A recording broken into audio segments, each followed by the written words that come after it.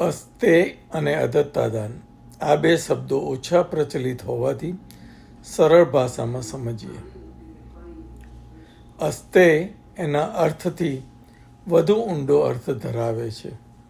વિચારોથી, બોલવાથી, કાર્યથી અનધિકૃત રીતે કંઈ પણ ન લેવું તે અસ્તેય છે.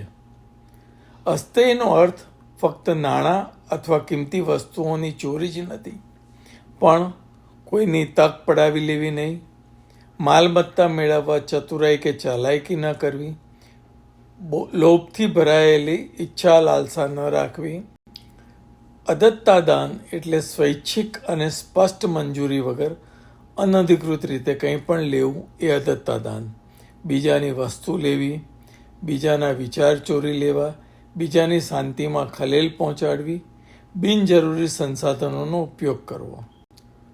કુદરતી સંસાધનોમાં અસ્તેય.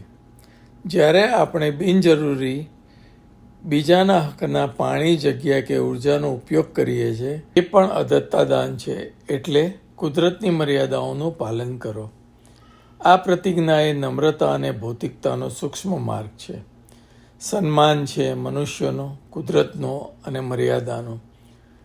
આનાથી ચૈતન્યમાં શાંતિ અને ઉન્નતિ આવે છે.